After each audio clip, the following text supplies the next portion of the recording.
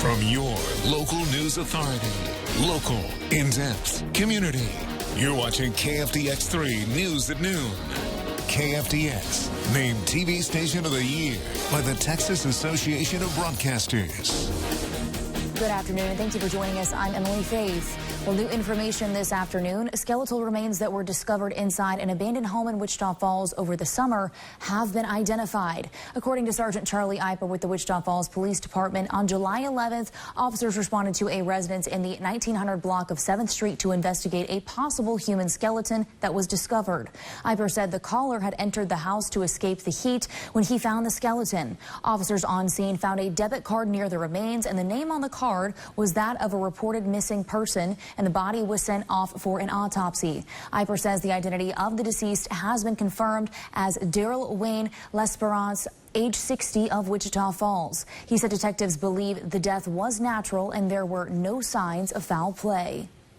And in other news, an Afghan national has been arrested in Oklahoma for allegedly plotting an Election Day terrorist attack on behalf of ISIS. The FBI arrested the Afghan citizen on Monday. He came to the United States from Afghanistan in 2021 on a special immigrant status and was living in Oklahoma City. According to court documents unsealed yesterday, he was messaging an unnamed person with ties to ISIS about the plans for the attack through an app called Telegram. Authorities say that in an interview after his arrest, he allegedly confirmed the attack was intended to target large gatherings and that he was expected to, quote, die a martyr along with a juvenile co-conspirator. The DOJ says he was arrested while trying to purchase 2 AK-47s, 10 magazines, and 500 rounds of ammunition from an undercover FBI agent.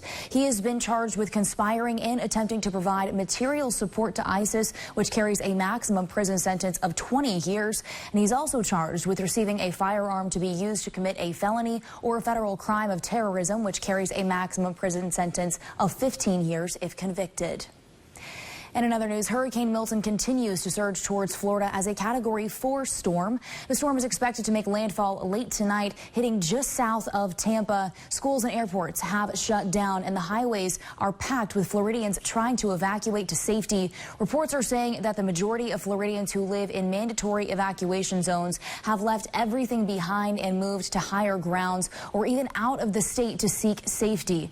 Officials are urging those who have not yet evacuated to get out while they still have a chance, as Milton is predicted to bring dangerous and unsurvivable conditions. Governor Ron DeSantis spoke during his briefing this morning, saying that crews have been working around the clock to remove as much debris as they can that was wrecked from Hurricane Helene just 2 weeks ago, in hopes that it will decrease the amount of damage caused by projectiles. Governor DeSantis also says first responders and the Florida National Guard are already prepared and on standby.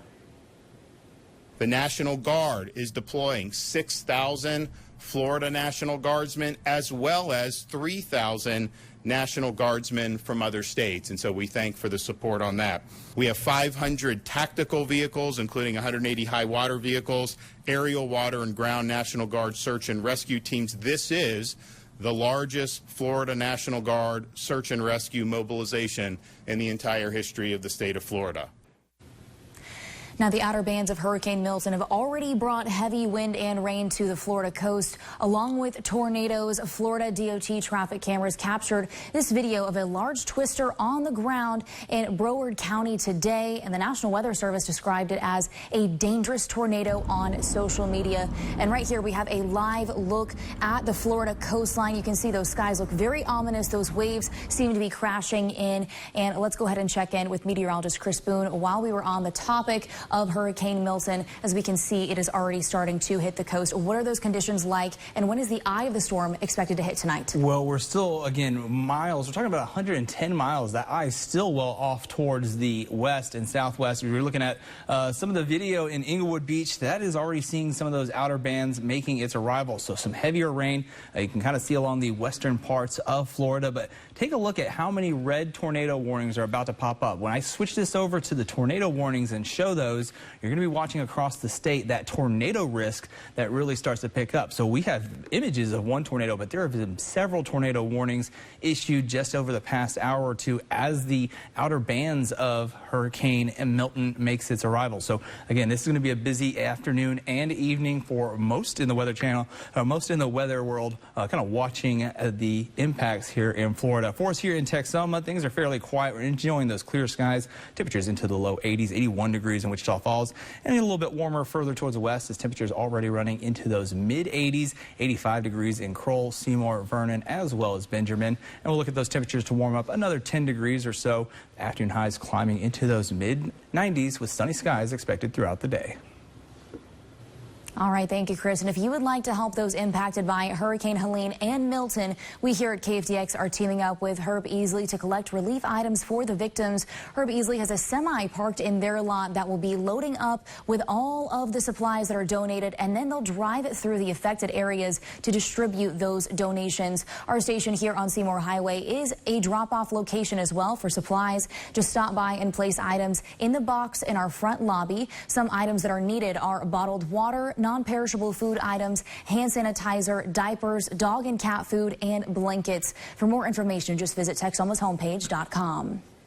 And a U.S. Senator will be making a special appearance at a local bakery that recently went viral for its MAGA-inspired cookie. Senator Ted Cruz is set to make 2 appearances in Wichita Falls next Wednesday, October 15th.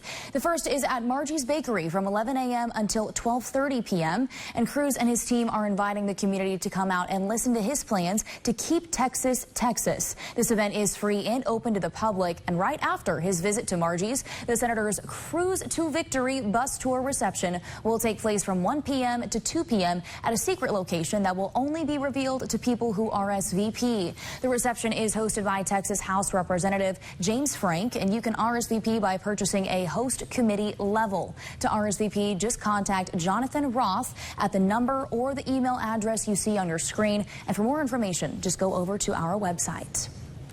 Well, Workforce Solutions North Texas is looking to help local students in our area learn more about career options and paths for their future. Jalen Wells joins us now live from the Impact with more. Jalen, what's going on out there?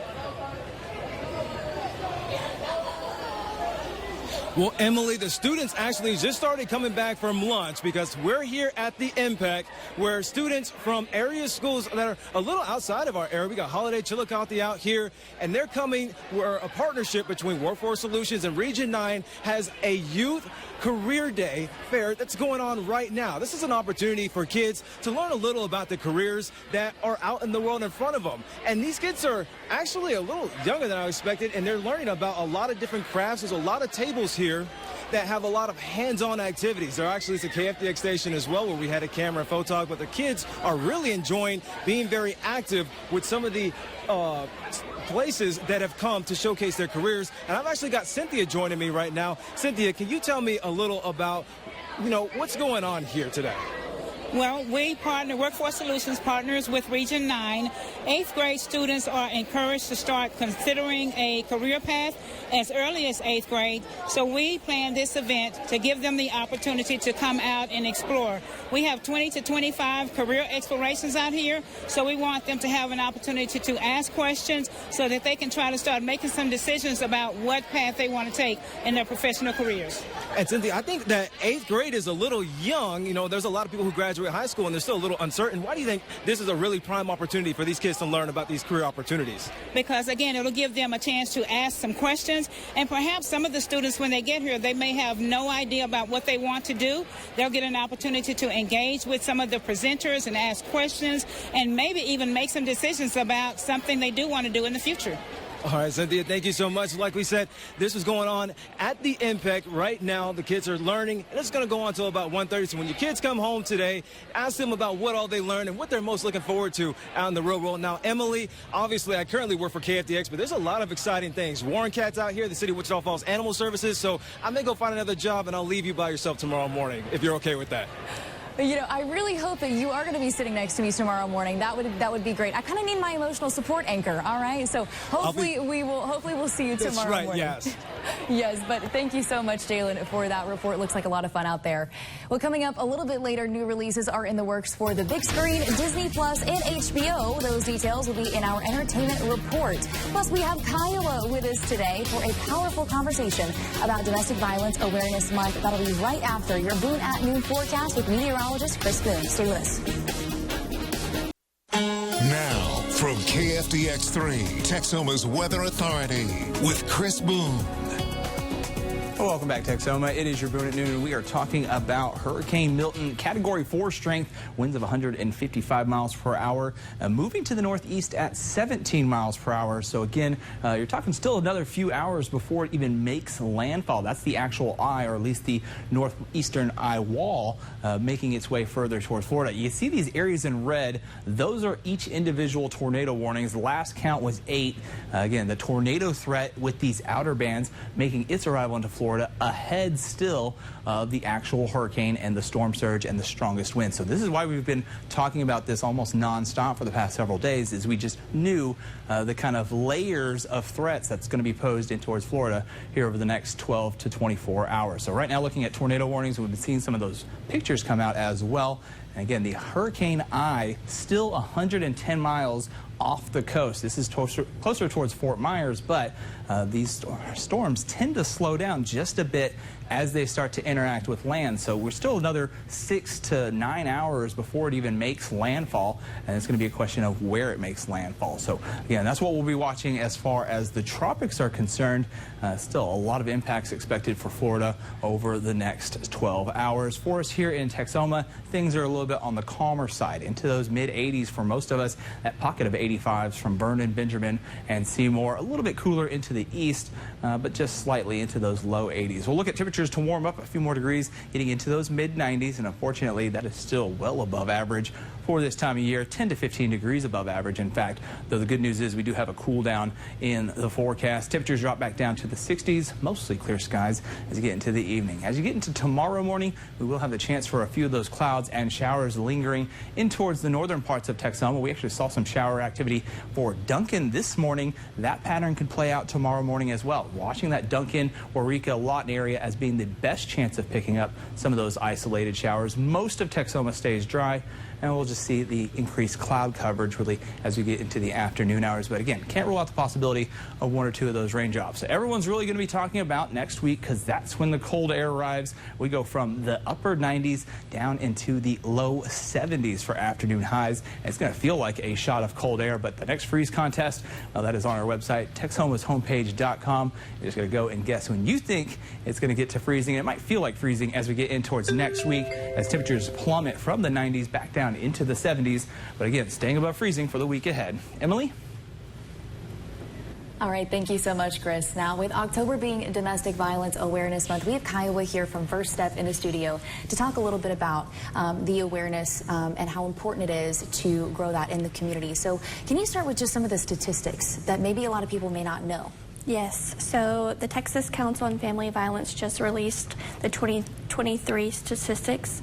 We lost 205 Texans to intimate partner homicide in 2023. 2 of those victims were here in Wichita County. We had one that was from Clay County, and then we had another from Monte County. And I say Clay County and Monte County because we not only serve Wichita County, but we serve 12 of the surrounding counties. That includes Archer, Baylor, Childress, Clay, Cottle, Hardeman, Ford, Montague, Wichita, Wilbarger, and I'm sure I'm missing 1 or 2, but we serve the 12 surrounding counties. So we get out into the community and we talk to survivors, and we tell them what we do. Yeah, absolutely. And can you go in depth more on what First Step does and what resources are available for victims of domestic violence? Yes. So First Step is the local nonprofit that helps anybody going through domestic violence and or sexual assault. We've got case management. We've got a 24-hour hotline. So if you are ever in immediate danger, you can call and somebody will be there to answer. We've got a safe house. We offer counseling. We have a a community trainer, so I get into the community and I talk with law enforcement and the schools and things like that. Absolutely. And really quick, can you give us just a couple of things that people can look out for as far as what a healthy and a safe relationship does look like? So a healthy relationship is somebody that is there for you, that does not belittle you, doesn't put you down in any way, just somebody that uplifts you. And there's a whole lot of different ways to have be in a healthy relationship.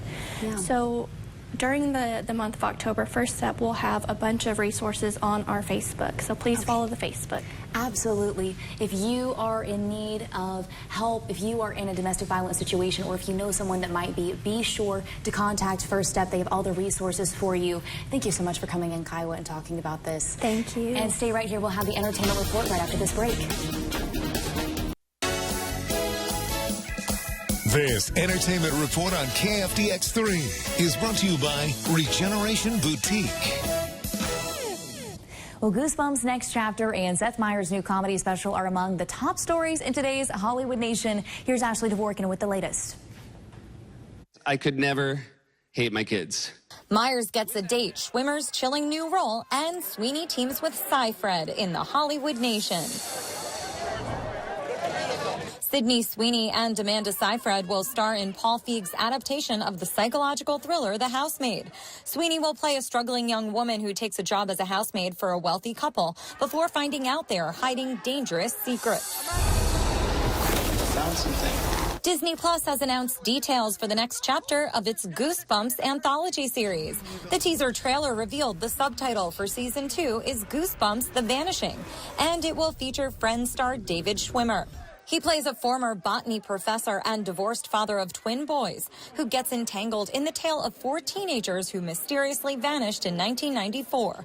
The show returns January 10th. I hate how they roll dice. Seth Meyers' first HBO stand-up comedy special will debut soon. The network announced Dad Man Walking will premiere October 26th and released a first look featuring the late-night host opening up about his personal life. Meyers will discuss several subjects, including the chaos of raising 3 young children and navigating different communication styles in marriage. Well, still to come, the Iowa Park Fire Department is hosting some fun events over the next couple of months. We'll share all those details when we come back.